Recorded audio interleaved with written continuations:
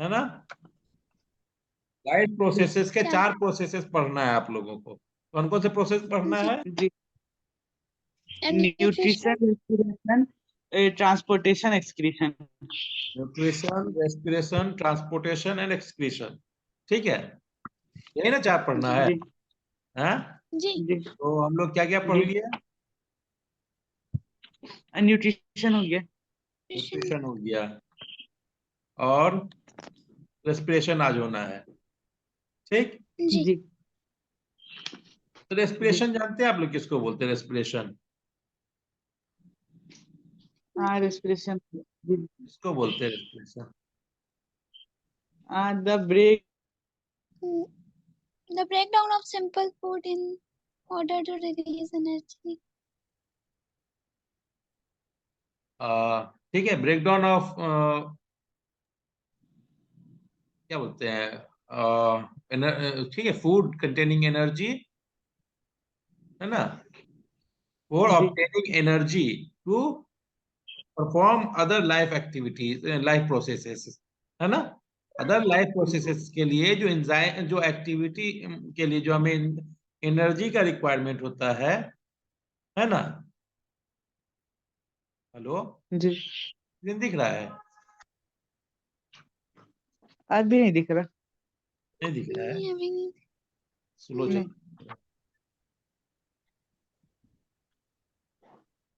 Hang हो गया लगता है। ठीक है, तो जो हमारा रेस्पिरेशन होता है, इसमें जनरली जो होता है, जनरली शुगर मॉलिक्यूल्स जो होते हैं ना, वो टूटते हैं। शुगर में जनरली ग्लूकोज होता है, ठीक है।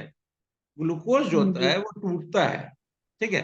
आपका फोटोसिंथेसिस जो न्यूट्रिशन था, फोटोसिंथेसिस में बनता था शुगर, बनता था ना। जी और जी वहां लाइट एनर्जी को केमिकल एनर्जी में बदल जाता था, बदला जाता था ना। जी यहाँ पर तो वो केमिकल एनर्जी, क्यों केमिकल एनर्जी बदला बन जाता था, और ग्लूकोज बनता था, है ना, ग्लूकोज के फॉर्म में स्टोर कर दिया जाता था। अब यहाँ क्या किया जाता है कि ग्लूकोज जो है आपका, उसको तोड़ करके, ठीक है, किसको? ग्लूकोज को तोड़ ग्लूकोज। करके उसका जो अब एनर्जी जो स्टोर हुआ था, उस स्टोर एनर्जी को एक ऐसे एनर्जी में बदल दिया जाए कि जो आपको हम अदर एक्टिविटी में यूज कर सके। बाकी जो और प्रोसेसेस हैं, लाइफ प्रोसेसेस है आपके बॉडी में होते हैं, जो मेटाबॉलिक या कैटाबॉलिज्म एक्टिविटी अदर देन ये ब्रेकडाउन है रेस्पिरेशन का, वहां पर भी जैसे आप काम करते हैं, मसल्स कॉन्ट्रैक्ट करता है, रिलैक्स करता है, वहां एनर्जी चाहिए, चाहिए ना। है, जी जी चाहिए। आपका सांस लेते हैं, हार्ट चलता रहता है, चलता रहता है, हार्ट भी पंप करता है ना, हार्ट पंप। जी वो पंप करने के लिए उसको एनर्जी चाहिए, चाहिए ना। जी अंदर में बहुत सारे और से न्यूट्रिएंट आपको बनता है, ठीक है, जो यूज होता है आपके बॉडी बिल्ड होने में, सेल बनने में, सेल के अदर प्रोसेसेस में, सेल के अदर प्रोसेसेस में आपको क्या होता है, सेल के अदर प्रोसेसेस में आपको एनर्जी चाहिए होता है। तो अब देखिए, हर जगह पर एनर्जी रिलीज तुरंत तुरंत जला करके, मतलब तुरंत फूड को ब्रेक डाउन करके, तुरंत फूड को हम ब्रेक डाउन किए, और जो है वहां से एनर्जी लिए और वहीं पर यूज कर लेंगे, तो ऐसा पॉसिबल नहीं है ना। अब आपको मान लीजिए चलना है, ठीक है, आप दिएगा किस चीज से? हेलो। हेलो, आवाज आ रहा है?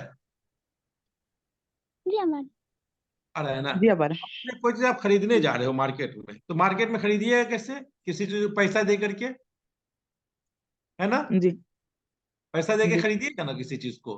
तो अब पैसा आप कहाँ से लाते जी हैं? पैसा कहाँ से लाते हैं? रुपए जो खरीदने के लिए, कोई काम करके या कोई मेहनत करके, है ना। जी और वो पैसा आप जी जमा करके रखते हैं, और वो पैसा जमा करके तब जाते हैं, कुछ खरीद के लाना है, खरीद के ले आएंगे, ठीक है, यही ना होता है। जी लेकिन अगर मान लिया आपके पास पैसा जी नहीं है, तो आप कुछ खरीदने जाइएगा, तो उस समय ना बोलिएगा क्योंकि हम थोड़ा काम वाम करके आते हैं, ठीक है, कुछ ये बेच देते हैं तब हम पैसे लेके आएंगे। आप पहले वो काम करके रखते हैं और पैसा जमा करके रखते हैं, तो आपके पास करेंसी होता है खर्च करने के लिए, तभी उसी हिसाब से खर्च करते हैं ना करेंसी को। तो वैसे ही जी रेस्पिरेशन है, रेस्पिरेशन में भी आपको फूड को ब्रेक डाउन कर देता है, ठीक है। और ब्रेक डाउन करके, कभी कभी होता है कि तुरंत बेच के आए, उससे हम जाके खरीद लिए, होता है ऐसा भी। तो फूड को ब्रेक डाउन किया, वहां का एनर्जी रिलीज हुआ। अब एनर्जी को आप तुरंत तुरंत खर्च नहीं कर सकते हैं, उनको स्टोर भी करके रखते हैं कुछ एनर्जी को, या सेल के एक पोर्शन से दूसरे पोर्शन पे आपको काम करवाना है, तो वहां पर एनर्जी को ट्रांसफर डायरेक्ट ना भेज देंगे, एनर्जी चला जाएगा वहां पर। तो सेल में तो आपको कहीं भी चला जाएगा, सेल को तो टारगेट करना है, वहां जाना है जहां पर खर्च होना है। तो आपको इसको, इस एनर्जी को, एक केमिकल एनर्जी जो निकला उसको दूसरे केमिकल एनर्जी फॉर्म में बदलना है ना। वहां बदल के वो करेंसी, वो जो करेंसी हो गया एनर्जी करेंसी। अब ये एनर्जी करेंसी जो बना, आपको जो फूड को ब्रेक डाउन करके जो एनर्जी हार्वेस्ट किए थे, जो एनर्जी आपके फूड को ब्रेक डाउन करने से बना ना, उसको हार्वेस्ट कर दिया गया, मतलब एक जगह इकट्ठा करके उसको कन्वर्ट कर दिया गया एक करेंसी के फॉर्म में, एनर्जी करेंसी के फॉर्म में। अब वो करेंसी जाएगा जहां जरूरत होगा, वहां पर एनर्जी रिलीज कर देगा, है ना। हाँ, जी जी तो ये एनर्जी करेंसी कहलाता है एटीपी।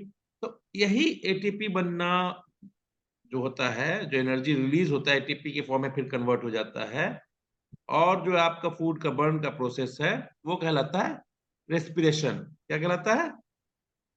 रेस्पिरेशन। चलिए, रेस्पिरेशन के लिए पहले हम लोग अगर उसे देखें ना, रेस्पिरेशन में क्या होता है, क्या बनता है, तो पहले बनता है क्या उसको देखने के लिए ना, करते हैं क्या ना कि आप, सिंपल है कि दो टेस्ट ट्यूब लीजिए, ठीक है। दो टेस्ट ट्यूब जी लिए और टेस्ट ट्यूब में ठीक है, दोनों टेस्ट ट्यूब में हम फ्रेश लाइम वाटर डालें। क्या डालें? Lime water. Fresh lime water है, थोड़ा आपको क्लियर रहेगा, लाइम वाटर फ्रेश लगता है। लाइम वाटर जानते हैं किसको बोलते हैं?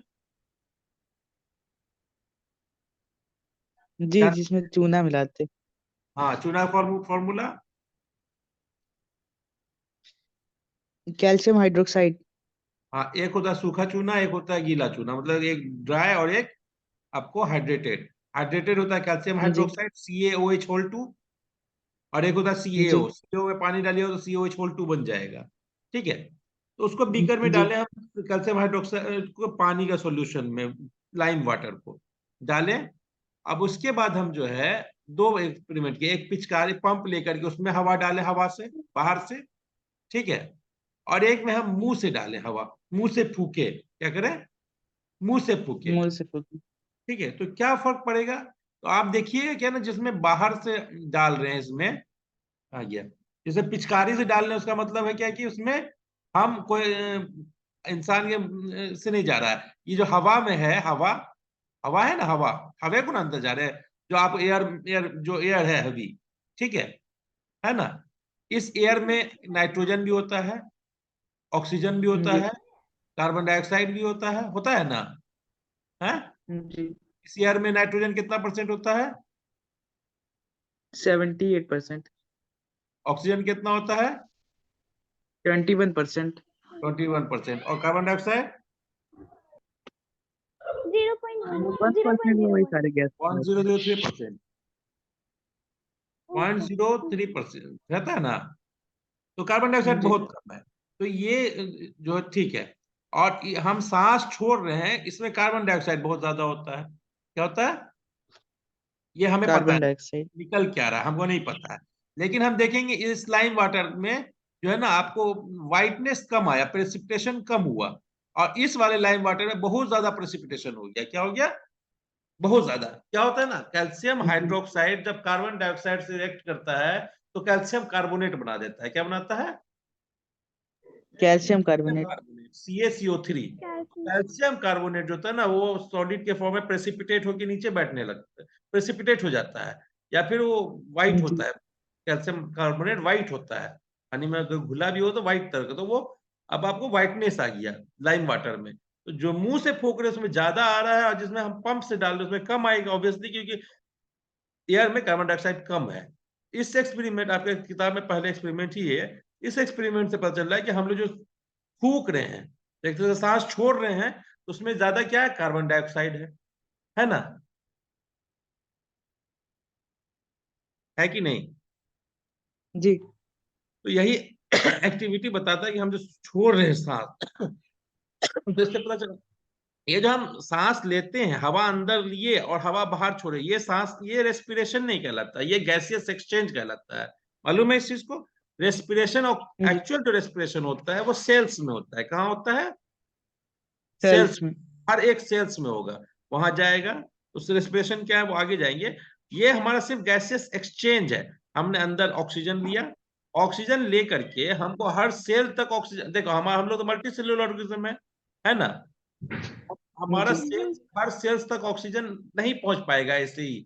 मतलब अगर हम बाहर से हवा ऐसे अंदर लेके जाने लगे तो उसके लिए भी कैरी करता है, ब्लड से जाता है, वो भी बताएंगे आगे। तो वो ब्लड में ऑक्सीजन घुलता है, ऑक्सीजन वो ब्लड लेके जाता है हर सेल में, हर सेल के पास ले जाकर ऑक्सीजन देता है, वो देता है ना। तो ये जी। तो आपको गैसेस एक्सचेंज के प्रोसेस से, गैसेस एक्सचेंज है जो हम जो इनहेल कर रहे हैं, एक्सहेल कर रहे हैं, वो सिर्फ ऑक्सीजन पहुंचाना सेल तक और सेल से कार्बन डाइऑक्साइड लेके पहुंचाना आपको बाहर तक, ठीक है, बॉडी से निकालना, ये काम करता है। रेस्पिरेशन जो एक्चुअल रेस्पिरेशन प्रोसेस है, लाइफ प्रोसेस, वो सेल्स में होता है। कहाँ होता है? सेल्स में। ठीक है, हर सेल्स में जिस ओके। तो ये गैसेस एक्सचेंज, लेकिन ठीक है, हमारे बॉडी से कार्बन डाइऑक्साइड निकल रहा है, ये रेस्पिरेशन की जो एज ए रिजल्ट बना है कार्बन डाइऑक्साइड, वही बॉडी से बाहर निकल रहा है। तो इसमें कार्बन डाइऑक्साइड ज्यादा है, तो इसका मतलब है कि रेस्पिरेशन में कार्बन डाइऑक्साइड जनरेट होता है ना। जी। क्लियर है? तो जी। ये एक्सपेरिमेंट आप समझ पढ़ सकते हैं। फूक लेंगे उसको, ये करेंगे तो लाइम वाटर पिचकारी से किए तो लाइम वाटर जो है आपको मिल्की हो जाएगा। और तो पिचकारी वाला देर से मिल्क, ज्यादा देर करना पड़ेगा तब मिल्की होगा, और सांस वाला जल्दी मिल्की कर लेगा, है ना। जी। क्यों है तो आपको पता है, ठीक है। जी। ये तो हवा में कार्बन डाइऑक्साइड कम है और हमारे सांस में ज्यादा है। क्लियर है? जी। Calcium hydroxide convert to calcium carbonate बता दिए हम आपको, ये तो समझ में आ गया होगा। हाँ, जी आ गया। तो ये क्या बोल रहा है? कन्वर्टेड टू कैल्शियम कार्बोनेट आपको पानी में अनदर गैस के रूप में होता है, ठीक है। तो रेस्पिरेशन जो हम अगर देखें तो रेस्पिरेशन के लिए क्या बोला जाता है? Respiration is the process by which a cells uses glucose, है ना। सेल क्या करता है? ग्लूकोज को दूसरे मॉलिक्यूल्स को भी यूज कर सकता है, या ग्लूकोज नहीं लिख सकते, लार्जर मॉलिक्यूल्स लिख सकते हैं, या फिर दूसरा कार्बोहाइड्रेट वगैरह, जरूरी है सिर्फ ग्लूकोज हो। फ्रुक्टोज भी कर सकता है ना, गैलेक्टोज को भी कर सकता है, लैक्टोज को भी कर सकता है, ठीक है। कार्बोहाइड्रेट में आप प्रोटीन को भी तोड़ के, मान ग्लूकोज को तोड़ने से आपको, कार्बोहाइड्रेट को तोड़ने से 4.2 किलो जूल मिलता है, कैलोरी मिलता है ना। प्रोटीन को भी तोड़ने से उतना मिलता है, लेकिन फैट को तोड़िए तो 9.1 मिलता है कैलोरी, किलो कैलोरी, 1 ग्राम अगर तोड़िएगा ग्लूकोज को तो खैर वो अलग अलग चीज। तो रेस्पिरेशन में जनरली जो होता है, अगर बॉडी में ग्लूकोज नहीं रहेगा तब दूसरे कंपाउंड पे जाता है, ठीक है। तो process by which cell uses glucose in presence of oxygen to produce energy in the form of ATP, बताए थे एनर्जी करेंसी होता है, वो एनर्जी बदल देता है उसमें। और carbon dioxide as a byproduct, main product होता है एटीपी, और कार्बन डाइऑक्साइड उसका बाय प्रोडक्ट है। ग्लूकोज टूटेगा तो कार्बन डाइऑक्साइड बनेगा, है ना। और ये जी। कार्बन डाइऑक्साइड जो होता है रेस्पिरेशन के प्रोसेस में बनता है, पता चलिए आपको, जो बाद में जी। एक्सहेल कर देते हैं हम आप, है ना, ये लंग्स से, जी। ठीक है। तो प्रोडक्शन होता है CO2 का रेस्पिरेशन के प्रोसेस में, कैसे? तो exhaled air has a high partial pressure of carbon dioxide, ज्यादा कार्बन डाइऑक्साइड है, अब पता चल गया पिछले एक्सपेरिमेंट में, है ना, पता चल जी। गया ना। और इसीलिए लाइम वाटर को ज्यादा जल्दी से कैल्शियम कार्बोनेट में बदल रहा है। ये रिएक्शन है आपको, कैल्शियम हाइड्रोक्साइड जो है कैल्शियम और कार्बन डाइऑक्साइड से करेगा तो कैल्शियम कार्बोनेट बनेगा, और वाटर मॉलिक्यूल एक रिलीज कर देगा, करेगा ना। जी। तो यही है कि जो है हम जो सांस ले रहे हैं उसमें कार्बन डाइऑक्साइड गैस रिलीज होता है। जो एक्सपेरिमेंट पिछला था उससे यही कंक्लूड होता है ना। पिछला रिएक्शन का ये वाला पूरा एक्सप्लेनेशन है आपको, जो हम बता दिया, ठीक है। क्लियर जी। है?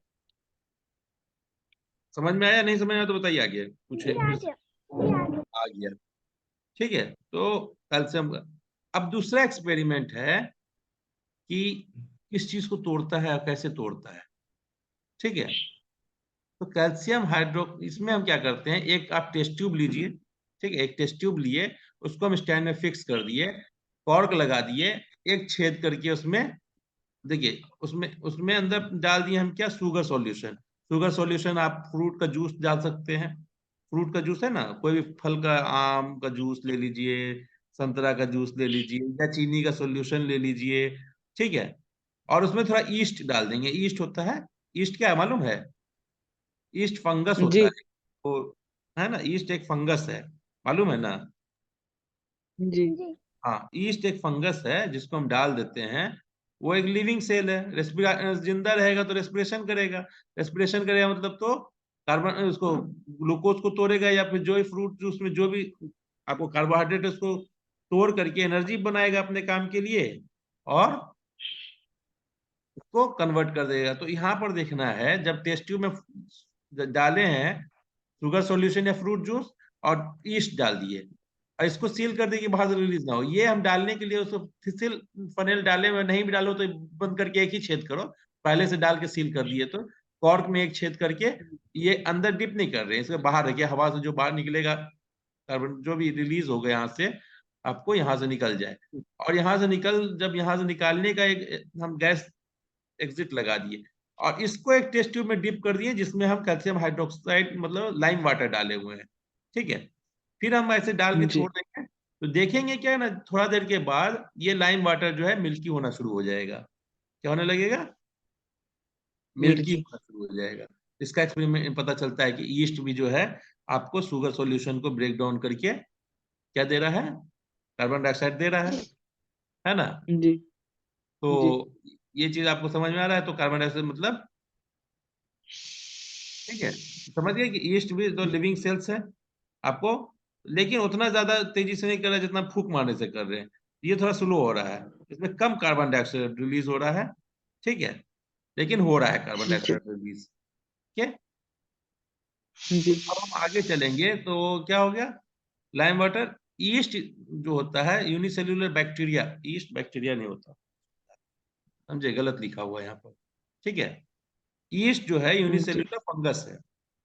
It lives on organic food like sugar, floor, आटा उटा पे, किसी भी चीज पे आप आटा का खमीर बनाते हैं ना, उसको भी देखते हैं आप, रात में अगर किसी को रोटी डफ को ना सॉफ्ट बनाना होता है, जैसे ब्रेड वगैरह बनता है ना, जो ब्रेड आप खाते हैं उसमें देखते हैं छेद छेद रहता जी है बहुत सारा, स्पॉन्जी टाइप का रहता है। वैसा क्यों बनता है? जी क्योंकि आटा में हम ईस्ट डाल के छोड़ देते हैं थोड़ा रात भर, तो वो क्या करता है, ईस्ट जो है कार्बन डाइऑक्साइड रेस्पिरेशन करता है, कार्बन डाइऑक्साइड छोड़ता है, तो उसमें डफ में ना स्पॉन्जी हो जाता है डफ। हाँ, लेकिन ये क्या जी होता है, कंप्लीट ब्रेक डाउन नहीं करता है। ईस्ट जो है कंप्लीट कार्बन डाइऑक्साइड रिलीज करता है, लेकिन कंप्लीट ब्रेक डाउन नहीं करता है शुगर का।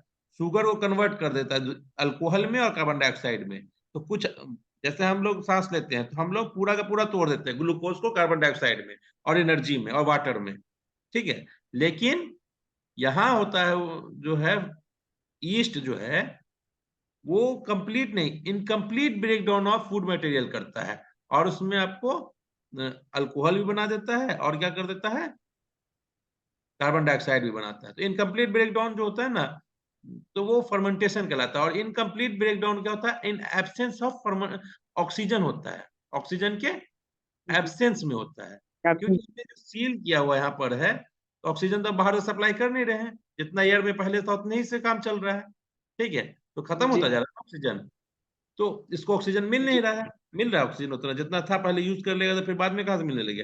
तो वहां पर जब किसी फूड मटेरियल या ग्लूकोज या सुक्रोज या शुगर को इनकम्प्लीट ब्रेक डाउन होता है इन एब्सेंस ऑफ ऑक्सीजन, तो वहां पर आपको इथेनॉल या फिर कोई लोअर मॉलिक्यूल बनेगा, कार्बन डाइऑक्साइड रिलीज होगा और एटीपी जनरेट होगा, होगा ना। तो जी वो कहलाता है फर्मेंटेशन। फर्मेंटेशन किसको बोलते हैं? इनकम्प्लीट ब्रेकडाउन ऑफ, अब वो तो रिएक्शन करेगा तो बता दिए, incomplete breakdown of food materials like carbohydrate, है ना, ठीक है, इन एब्सेंस ऑफ ऑक्सीजन, ठीक है, इज नोन जी एज फर्मेंटेशन। क्लियर है? तो जी फर्मेंटेशन एक तरह का रेस्पिरेशन है। ओके, तो रेस्पिरेशन दो तरह का हो गया ना, एक कंप्लीट ब्रेकडाउन कर रहा है, एक इनकम्प्लीट ब्रेकडाउन कर रहा है। दो तरह का रेस्पिरेशन हुआ। जी कंप्लीट ब्रेकडाउन हो रहा है ऑक्सीजन के प्रेजेंस में, हो रहा है, जी और इनकम्प्लीट ब्रेकडाउन कहाँ हो रहा है? ऑक्सीजन के एब्सेंस में। ऑक्सीजन के एब्सेंस में। तो रेस्पिरेशन दो तरह के होते हैं, ठीक है, एक ऑक्सीजन के प्रेजेंस में होगा और एक ऑक्सीजन के एब्सेंस में। एब्सेंस में Absence होगा, में। ठीक है। तो अब हम अगर डिफाइन करना चाहेंगे आपको क्या चीज, रेस्पिरेशन को अगर डिफाइन करना है आपको, तो रेस्पिरेशन क्या है, ईच जो है आपको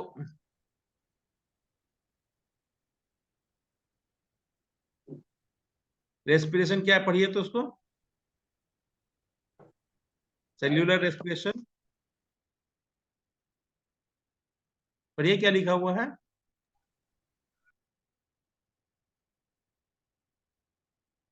हेलो, आवाज आ रहा है? जी आ रहे हैं। जी आ रही। पढ़िए इसको, पढ़िए क्या सेंटेंस लिखा हुआ है।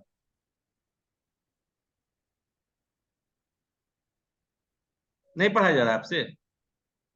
नहीं जोर से जी। पढ़िए। हाँ जोर से पढ़िए। अच्छा, every machine needs specific parts and fuel to function like one. Biological machine, सब मशीन को फ्यूल चाहिए होता है काम करने के लिए, चाहिए होता है ना, या एनर्जी सोर्स चाहिए होता है। तो हम लोग का भी तो सिस्टम एक बायोलॉजिकल मशीन है, इसको भी काम करने के लिए आपको क्या चाहिए, एनर्जी चाहिए, ठीक है। तो एनर्जी हम देते हैं उसको एटीपी के फॉर्म में। एटीपी जो है ना, समझिए एक तरह का बॉडी का second most important, first most important part है डीएनए। डीएनए नहीं होगा तो कोई काम ही नहीं होगा, कोई मैसेज नहीं जाएगा, ठीक है, कोई प्रोटीन नहीं बनेगा। इसलिए बोलते हैं मोस्ट इंपोर्टेंट मॉलिक्यूल डीएनए हो गया, और सेकंड मोस्ट इंपोर्टेंट जो हो गया आपका क्या हो जाएगा, एटीपी। इसमें एनर्जी है, अगर एनर्जी ही नहीं रहेगा तो बॉडी जिंदा ही नहीं रहेगा, लाइफ प्रोसेस ही नहीं होगा, ठीक है। तो एटीपी जनरेट करने का जो प्रोसेस होता है सेल्यूलर रेस्पिरेशन में, तो एटीपी जो है एनर्जी करेंसी ऑफ सेल भी बोलते हैं इसको। क्वेश्चन याद रखिएगा, कभी पूछ सकता है, विच कंपाउंड, एटीपी एक केमिकल कंपाउंड है, वो समझे, इसका फुल फॉर्म होता है एडिनोसिन ट्राइफॉस्फेट, है ना। जी। ये डीएनए का भी पार्ट होता है एटीपी, एडिनोसिन। तो आगे जाइए तो पता चलेगा। तो एटीपी जो है मेन एनर्जी करेंसी सोर्स होता है सेल का। और भी हो सकते हैं, जीटीपी भी होता है, सीटीपी भी हो सकता है, समझे। तो उसमें यूटीपी भी हो सकता है, टीटीपी भी हो सकता है, लेकिन एडिनोसिन ट्राइफॉस्फेट मेन सोर्स है। जनरली हर जगह यही यूज होता है सेल में एज ए एनर्जी सोर्स। तो इसको हम एनर्जी करेंसी ऑफ सेल भी बोलते हैं। क्लियर है? तो सेल्यूलर जी। रेस्पिरेशन क्या है, सेल्यूलर रेस्पिरेशन एटीपी बनाता है। तो डिफिनीशन कर सकते हैं आप, डिफिनीशन अभी आएंगे हम लोग। तो सर सभी प्लांट, एनिमल, माइक्रो, कोई भी लिविंग थिंग है, तो हर कोई जो है एटीपी प्रोड्यूस करेगा, करेगा ना, क्या करेगा, एटीपी प्रोड्यूस करेगा। तभी वो लाइफ प्रोसेस उसका, अदर लाइफ प्रोसेसेस चलेंगे।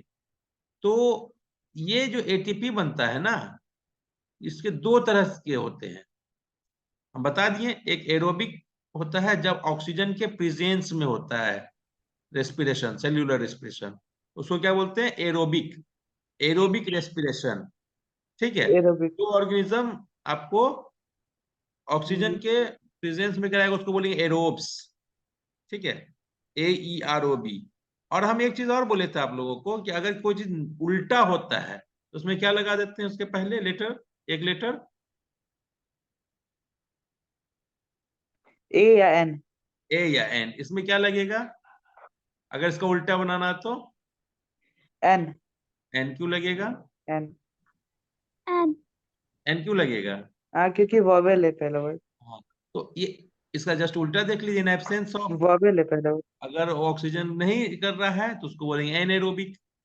तो रेस्पिरेशन दो तरह के हो गए, एरोबिक रेस्पिरेशन और एनएरोबिक रेस्पिरेशन। रेस्पिरेशन का डिफिनेशन आप जान गए हैं, एनएरोबिक। धीरे धीरे, ठीक है। तो एरोबिक रेस्पिरेशन और एनएरोबिक रेस्पिरेशन आप डिफाइन कर सकते हैं। Aerobic respiration is a type of respiration in which food materials are, क्या बोलते हैं, food materials are break down to generate energy in presence of oxygen, ठीक है ना, क्लियर जी। है।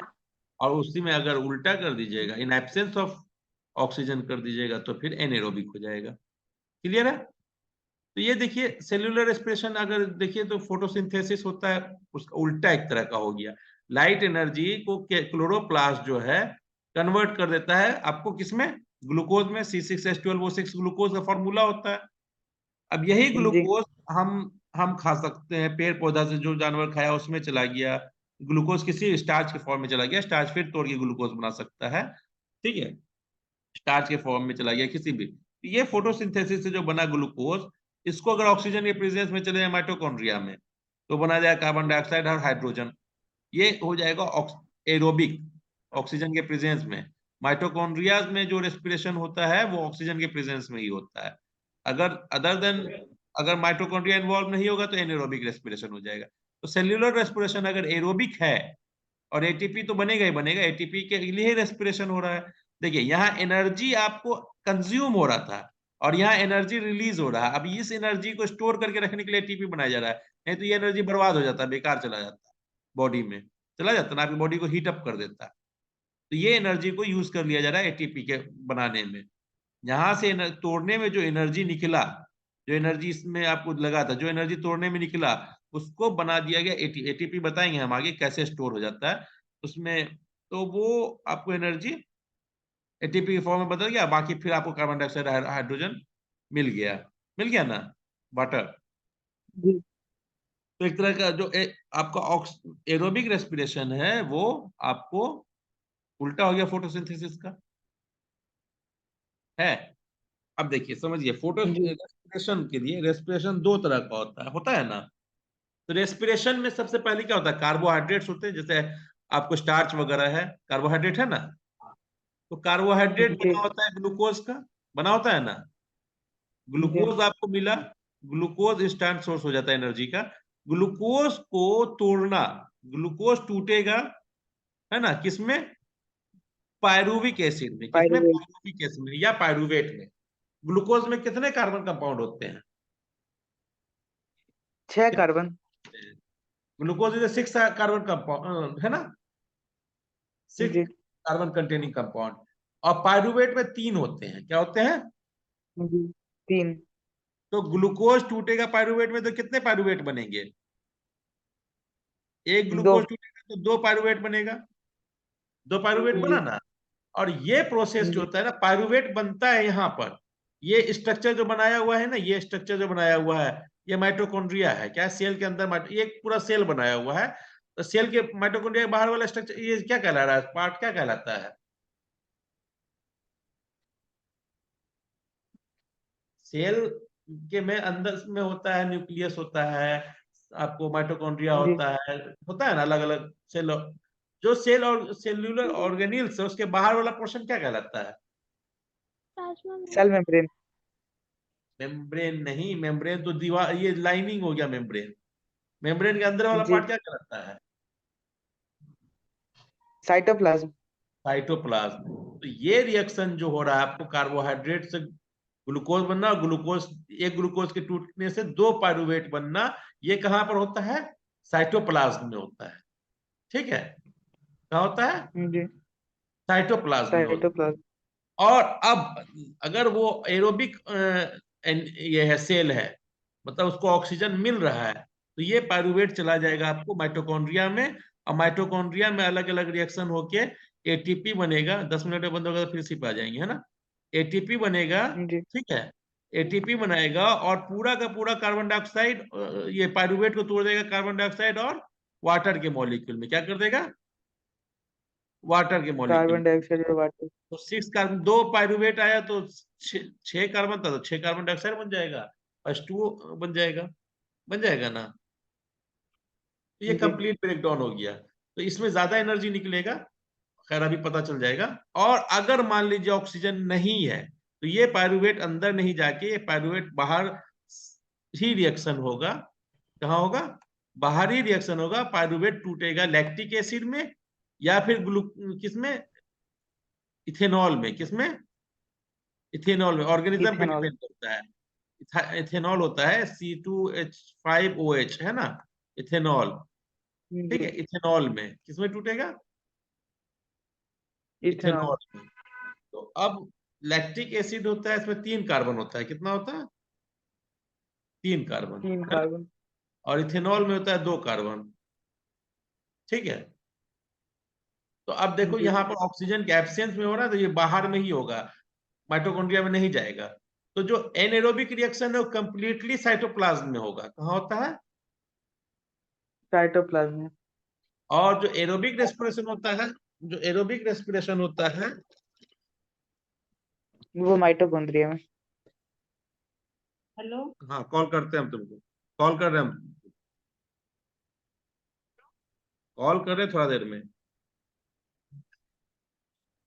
ठीक है, तो जो एरोबिक रेस्पिरेशन है उसका पार्ट, एक पार्ट जो ग्लाइकोलाइसिस का, पहला ग्लूकोज का टूटना कहलाता है ग्लाइकोलिसिस। तो ग्लाइकोलाइसिस जो होता है वो कहाँ होता है, कहाँ होगा? हेलो, जी हेलो। ये साइटोप्लाज्म में। हाँ ग्लाइकोलाइसिस साइटोप्लाज्म में होगा। और उसके बाद वाला रिएक्शन जो होगा, जो ऑक्सीडेटिव पाथवे बोलते हैं उसको हम लोग, ब्रेकडाउन ऑक्सीजन के प्रेजेंस में, वो होता है कहाँ? माइटोकॉन्ड्रिया में। लेकिन जो एरोबिक है उसका पूरा का पूरा जो होगा रेस्पिरेशन का प्रोसेस होगा साइटोप्लाज्म में। ठीक है, अब ऑर्गेनिज्म पे डिपेंड करेगा कि वो कैसा लैक्टिक एसिड फर्मेंटेशन है या इथेनॉल फर्मेंटेशन है, इथेनॉल बनाएगा कि लैक्टिक एसिड बनाएगा। क्लियर है? एरोबिक जी। रेस्पिरेशन और एनारोबिक रेस्पिरेशन कहां पर होता है? तो देखिए ये इनकम्प्लीट ब्रेकडाउन कर रहा है ना, क्योंकि इसमें तो पूरा सब कार्बन, जैसे 6 तो कार्बन जुड़ा हुआ था। ठीक है, मान लो 6 कार्बन जुड़ा हुआ था, ऐसे है, 3 2 जी। 5 और 1 6। तो अगर हर बॉन्ड को तोड़ दीजिएगा तो ज्यादा एनर्जी मिलेगा। ठीक है? और अगर एक ही जी। बॉन्ड को तोड़े, मान लीजिए एक ही बॉन्ड को तोड़े, 3 कार्बन इधर 3 कार्बन इधर, तो एक बॉन्ड के बराबर का एनर्जी आपको स्टोर होगा। या 2 ही बॉन्ड टूटा तो 2 बॉन्ड के बराबर का एनर्जी मिलेगा, 2 बॉन्ड का एनर्जी नहीं मिलेगा। तो ये आपको जी। एफिशिएंसी कम हो गया, इसमें एनर्जी कम रिलीज होगा तो कम एटीपी बनेगा। और उसमें ज्यादा बॉन्ड टूट रहा है तो ज्यादा एनर्जी रिलीज होगा, ज्यादा एनर्जी रिलीज होगा तो ज्यादा एटीपी ज्यादा बनेगा। एफिशिएंट बनेगा। तो कौन सा ज्यादा, एरोबिक रेस्पिरेशन में ज्यादा एटीपी बनेगा कि एनारोबिक में? एरोबिक में। एरोबिक में। एक एरोबिक रिएक्शन में आपको 36 या 36 एटीपी जनरेट होता है। कितना एटीपी? 36 एटीपी। ठीक है, लेकिन वहां 30। पर सिर्फ 2 एटीपी जनरेट होता है एनारोबिक रेस्पिरेशन में। ठीक है, जी। सोच लीजिए कितना एफिशिएंसी कम हो जाता है। हो गया ना? जी। क्लियर है? अब आगे चलते हैं हम लोग। रेस्पिरेशन में आपको रेस्पिरेशन 3 तरह के हो गए। एक तो आपको हो गया इन प्रेजेंस ऑफ ऑक्सीजन, ये आप समझ गए, कार्बन डाइऑक्साइड, वाटर और एनर्जी बनेगा। जब भी ग्लूकोज टूटेगा साइटोप्लाज्म में, पाइरुवेट, यहां से अगर आपके पास, यहां पर भी एनर्जी मिला है कुछ, और ये एनर्जी आपको चला जाएगा एटीपी बनने में। और अब यहाँ पर डिपेंड करता है पाइरुवेट के बाद कि उसको ऑक्सीजन मिलेगा कि ऑक्सीजन नहीं मिलेगा। अगर ऑक्सीजन मिल रहा है तो वो बनेगा एरोबिक रेस्पिरेशन और चला जाएगा माइटोकॉन्ड्रिया में, है ना? और माइटोकॉन्ड्रिया में चला जाएगा तो फिर क्या होगा? वहां पर पूरा कंप्लीट ब्रेकडाउन होगा, कार्बन डाइऑक्साइड, वाटर और एनर्जी, और ये एनर्जी बना देगा एटीपी के फॉर्म में, है ना? यहाँ ज्यादा एटीपी मिलेगा। जी। अब है हमारे पास कि ऑक्सीजन नहीं मिल रहा है या कम मिल रहा है। ठीक है, ऑक्सीजन नहीं मिल रहा है या कम मिल रहा है, कम तो ये मिल 2 रही। तरह का रिएक्शन हो सकता है। बताया था, ऑर्गेनिज्म पे डिपेंड करता है। अगर ईस्ट में है तो ऑक्सीजन नहीं है तो भी ये साइटोप्लाज्म में ही रिएक्शन होगा आगे का, और वहां बन जाएगा इथेनॉल, कार्बन डाइऑक्साइड और एनर्जी। और इथेनॉल के 2 मॉलिक्यूल बनेंगे, कार्बन डाइऑक्साइड के 2 मॉलिक्यूल बनेंगे, तो यहाँ 4 हो गए कार्बन, और यहाँ पर 2 कार्बन हो गए, तो 6 कार्बन हो गया, है ना? है? जी। यहाँ पर थोड़ा ज्यादा जी। एनर्जी मिल गया। लैक ऑफ ऑक्सीजन में अगर हम लोग का, हमारे सेल्स में, हम अगर आप बहुत तेजी तेजी काम करते हो, करे हो, तो देखते हो तो आपका मसल्स थकने लग जाता है, थकता है। हेलो, जी। क्यों थकता है आपका मसल्स? क्योंकि वहां लैक्टिक एसिड जमा बहुत हो, एक्टिव हो रहा है। वहां लैक्टिक एसिड का जमा होने लग जाता है। कहाँ?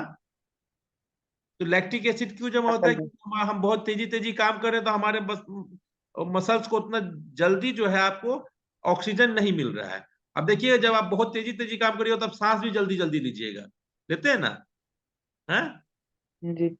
सांस जी। जल्दी जल्दी लेने से क्या होता है ना, ऑक्सीजन ज्यादा जल्दी जल्दी सर्कुलेट हो, लेकिन फिर भी उतना जल्दी नहीं सप्लाई कर पाता ऑक्सीजन को।